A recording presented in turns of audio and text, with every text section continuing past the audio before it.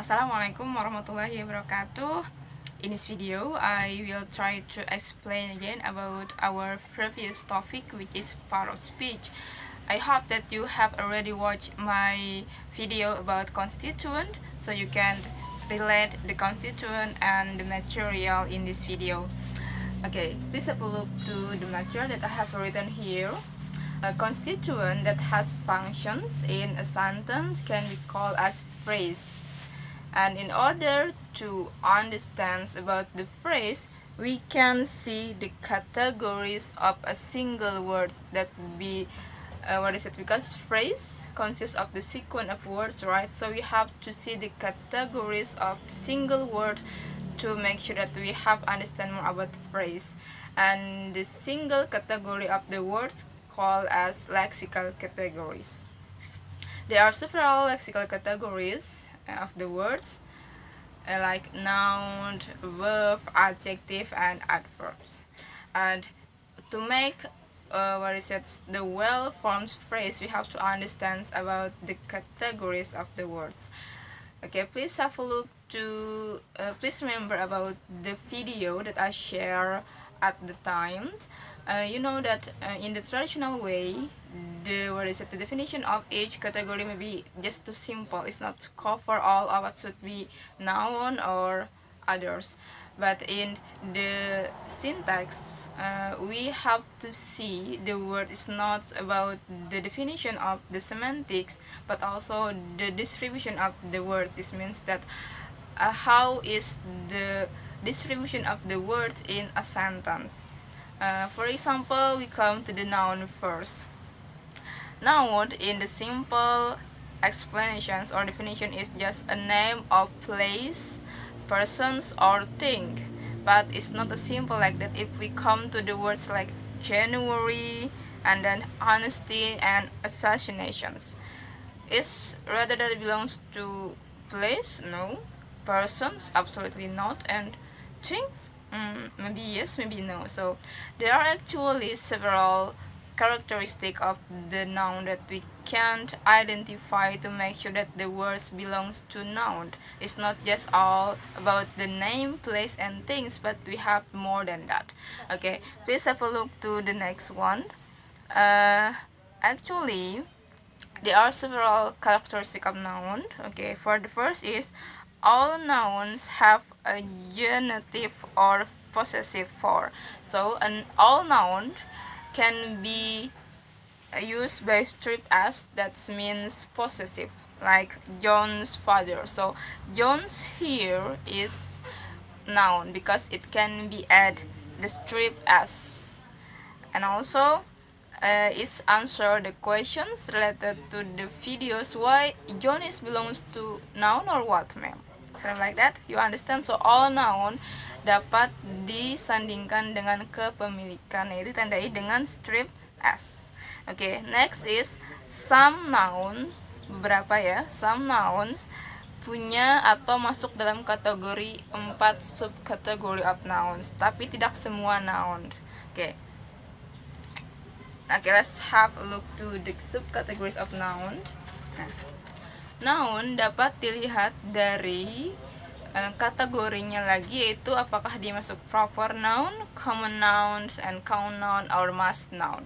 What is proper nouns? Okay, proper nouns refers to names yang dimulai dengan huruf besar, biasanya seperti nama orang, nama tempat, nama peristiwa yang pokoknya huruf besar di awalnya, maka dia masuk kategori noun.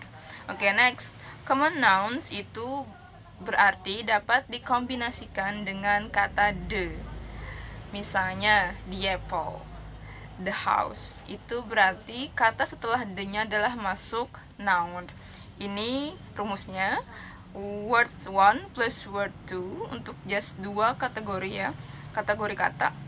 Kemudian menjadi misalnya kata pertamanya adalah the plus word 2, maka word 2 di sini adalah noun. Maka the dan noun membentuk noun phrase. Sedangkan yang proper noun tadi automatically menjadi noun phrase. Oke, next. Count noun. Oke, jadi common nouns juga bisa disebut dengan count noun. Berarti kata benda yang bisa dihitung. Oke, cirinya adalah satu, can combine with a or and, can combine with numeral, and can combine with plurals untuk membuat noun phrase. Contoh, a plant, okay, two plants, number, and plants, plural, tandanya adalah s. Okay, and then what's about mass noun? It refers to uncountable noun. Jadi kata benda yang tidak bisa dihitung, misalnya seperti sugar, gula. Cirinya tidak memiliki ciri yang identik dengan count nouns, tapi untuk yang mass nouns itu bisa ditambahkan dengan kata some sugar, itu berarti noun. Tapi uncountable noun bisa diubah menjadi count noun dengan menggunakan ekspresi seperti ini. Misalnya a cup of sugar, a cup of sugar, berarti kedudukannya sebagai count noun untuk posisi yang seperti ini. Oke, ini untuk noun. Jadi Ibu harap dengan mengetahui ciri-ciri daripada noun, kita bisa mengidentifikasi bahwa kata itu termasuk noun. Oke, next about adjective. Nah, oke, adjectives itu adalah kata yang digunakan untuk memodifikasi noun. Seperti itu, bukan?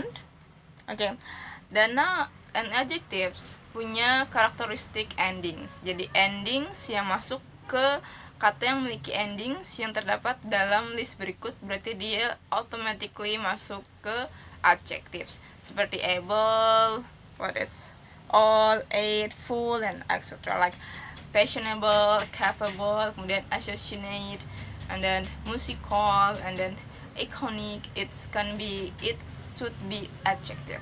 Tapi ada juga adjectives yang tidak memiliki karakteristik ending seperti yang di list tadi, seperti nice, ugly, and then handsome, sweet, dan yang lainnya. Lalu kemudian ciri yang berikutnya adalah dapat disandingkan dengan superlatif atau komparatif yang ditambahkan kata akhiran er atau est, lebih dan paling. Oke, ini untuk yang satu silabel kan, seperti easy, easier, easiest. Sedangkan untuk lebih dari dua silabel like beautiful itu jadinya more beautiful or most beautiful. Nah, untuk more and most itu masuk kategori yang namanya degree adverbs. Degree adverbs punya fungsi spesial yaitu memodifikasi adjectives. Nah, kata yang termasuk degree adverbs itu adalah yang di bawah ini. Oke, jadi kalau ada kata ini sebelum adjektif, berarti fungsinya adalah adverbs yang berfungsi untuk memodifikasi adjektif. Oke, sekarang next about adverbs. Oke, adverbs punya dua fungsi. Yang pertama memodifikasi adjektif, yang kedua fungsinya adalah memodifikasi kata atau kategori kata yang lain. Contoh misalnya bisa dilihat a strong song. A strong song ini adjective. Okay. Next, a strongly said song. The last one is she spoke strongly. Oke, jadi yang pertama itu strength-nya adalah adjectives. Yang kedua, strongly itu adalah adverbs. Adverb-nya berfungsi untuk menerangkan si said. Jadi kalau tidak ada said, maka yang a strongly songs itu menjadi kalimat yang salah. Oke, kemudian yang ketiga adalah dia memodifikasi keseluruhan cerita dari kalimat ini. She spoke strongly. Strongly ini menjelaskan tentang si berbicaranya si perempuan. Jadi karena kedudukan adverbs yang kadang bisa memodifikasi adjektif ataupun kategori lexical words yang lain, maka dia disebut dengan complementary distributions. Jadi fungsinya itu tidak pasti satu fungsi, tapi memiliki fungsi yang lainnya. Oke, untuk verbs, bisa kalian lihat di sini. Oke, contohnya 1, 2, 3, 4. Oke, jadi verbs itu secara otomatis membawa makna present atau past. Itu adalah hal yang harus ada dalam verbs.